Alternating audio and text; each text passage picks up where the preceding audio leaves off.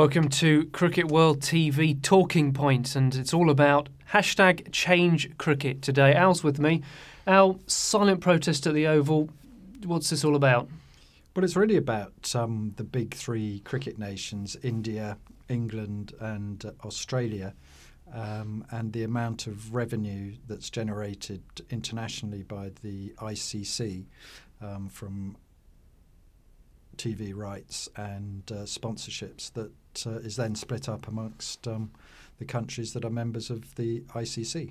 52% of that revenue going to the big three, the remaining 48% going to the 102 other members. And this has really been brought to light by the film Death of a Gentleman, which I know that both you and I have seen. Just give us your thoughts on that.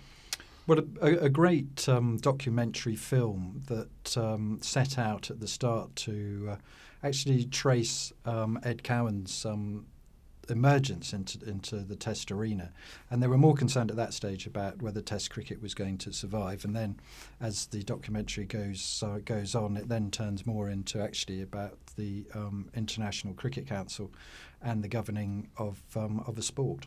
Yeah, because then we're looking at sort of governance and management. It doesn't look good, does it?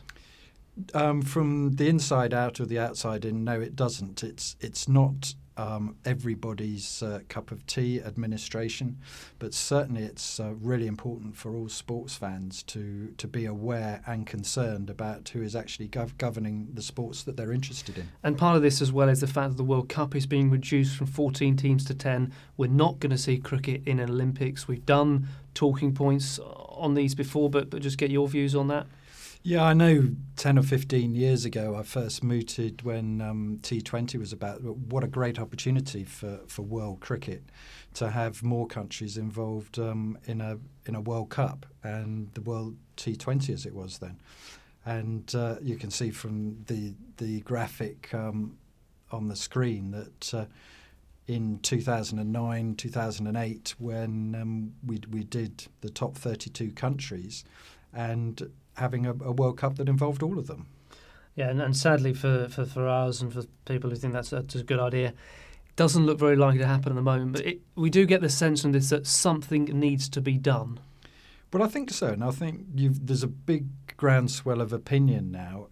It's silent at the moment. I think it will get more vociferous as the months go by.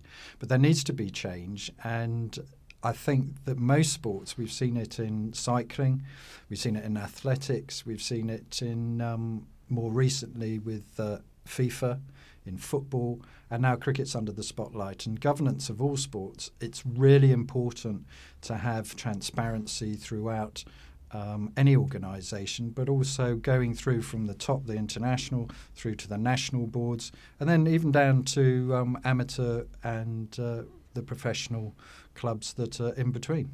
And if you're watching this as fans, think, well, what can I do to get involved? What can I do to help? Use the hashtag #ChangeCricket. Go to changecricket.com, sign a petition, and you can also find out more information about where you can watch Death of a Gentleman. We thoroughly recommend it on our website, because this is something at Change Cricket we're really, as cricket, we are getting behind this, aren't we, Al? Absolutely, and I think it's for everybody around the world to take note and also demand change within their own countries, but also at an international level.